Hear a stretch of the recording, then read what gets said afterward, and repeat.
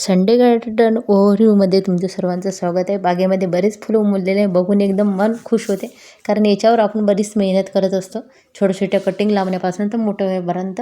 आणि जेव्हा बाग पूर्ण फुलते ना, तेव्हा खरंच खूप जास्त आनंद होते. रविवारचा असा व्हिडिओ घ्यायचं कारण असं म्हणजे की प्रत्येक फुलावर याच्यावर नजर जाते आणि ते असं वाटते की दररोज तर फोटो व्हिडिओ तर असतातच, मोबाईलमध्ये दुसरं काहीच नाही, फक्त दिसेल तर फक्त झाडांचे फोटो, फुलांचे फोटो, याच्याशिवाय सगळे भरलेलंच आहे आपलं.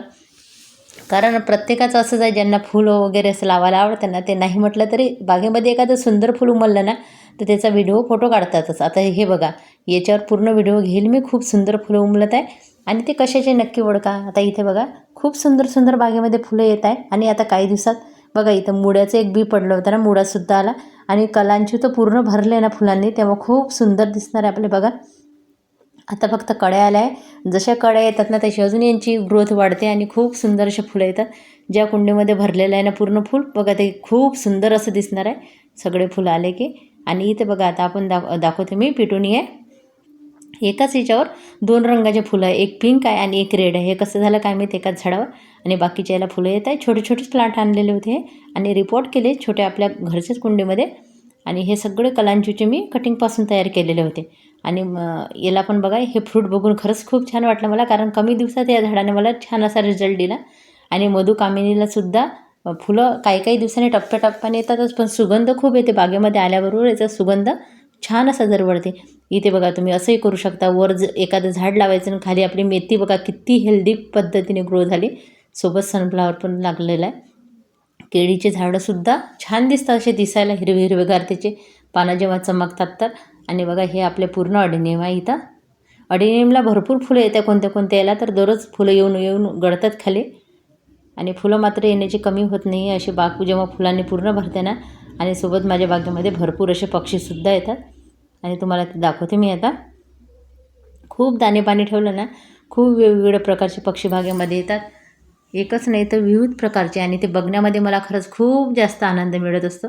आज सकाळपासून व्हिडिओ बनवायचा होता, पण राहून गेला. म्हटलं चला आता संध्याकाळी तरी थोडासा बनवूया आणि तुमच्यापर्यंत पोचवूया. तुम्हाला आवडलं असेल तर तुम्ही मात्र एक लाईकसुद्धा करायला मागे पुढे करू नका, नक्की करा. आणि इथं बघा, आता ह्या जास्वंदाला खूप फुलं येत आहे. खाली लावलेले जास्वंदाला येत नाही आहे, पण इथं गच्चीवरील बागेमध्ये खूप येतात. हे असं याच्यामध्ये बी पकडते काय माहीत, असं दिसते मला. आणि खालचे जास्वंदाने एक दिवस बकरी येऊन पूर्ण झाडं खाल्ले, तेव्हा खूप वाईट वाटले. खूप छान, खूप दिवसांनी कळ्या आल्या होत्या त्याला, कारण त्याला फुलं येत नव्हते सावलीमध्ये असल्यामुळे. आणि कळ्या आल्या तर त्या बकरीनं पूर्ण झाडं खाल्ले, तेव्हा मला वाईट वाटलं. तर समजेल परत येते का नाही. तर चिकूच्या प्लांटलासुद्धा मी बघते किती मोठे झाले म्हणून, कारण हे पहिलंच वर्ष याला फळ लागायचं. पहिले तर काय व्हायचं, गळून जायचे. 3 फळं आलेले बघा, या पद्धतीने फुलं यायचे आणि गळून जायचे. आणि बघा, हे गावरानी पूर्ण पेरूचे झाडं आहे, आपल्या मनाने निघालेले, बी न टाकता. एक ते किचन वेस्टमधून गेले असेल किंवा पक्षी कधी कधी फळं खातात ना, ते बी बागेमध्ये टाकत असतात. ही मिरची खरंच खूप सुंदर आहे. इतकी खालीपासून वर मी दाखवूसुद्धा शकत नाही याला, इतक्या मिरच्या लागलेल्या आहे. बीज बहुतेक याचं खूप छान असेल. आणि इथे सुद्धा पेरूचं झाड बघा, असे लावलेलं नाही आहे, पण मला आता बागेमध्ये आहे ना असे मोठे मोठे झाडं होऊ द्यायचे आहे, म्हणून हे थोड्या मोठ्या मोठ्या ग्रो बॅगमध्ये मी लावेल म्हटलं.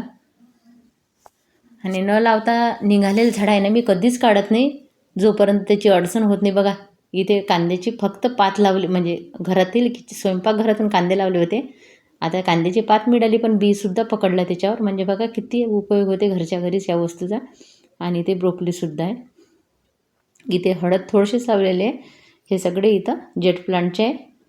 बघा, हे मिशोवर आणलेलं लगेच लागलं आणि याला फुलंसुद्धा यायला लागले या झाडावर, कारण हे आलंच होतं. खूप हेल्दी प्लांट आला होता. दुसऱ्या दिवशी तिसऱ्या दिवशीच त्याला हे झालं.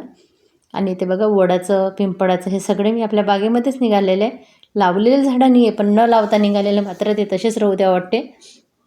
आणि इथे मी पक्ष्यांना इथे सुद्धा पाणी ठेवत असते. आता वॉटर लिलीला सुद्धा खूप प्लांट आहे माझ्याकडे, आज दाखवत नाही तुम्हाला.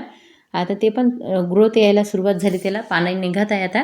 आणि त्याचं फेब्रुवारी मार्चमध्ये इतकं जास्त काम वाढणार आहे मला सगळे. वॉटर लिलीचं खूप असा वेळ जाणार आहे त्या गोष्टीमध्ये, पण बघूया, आवड आहे तर ते करावं तर लागणारच आहे. आणि लिंबूचं झाड दाखवते तुम्हाला मी लावताना, तुम्ही बघितलं आहे ना व्हिडिओ, बघा काहीच याच्यावर फरक पडला नाही. नवीन पानं फुटवेसुद्धा येत आहे आणि फुलं बघा छान उमलत आहे लिंबूचे.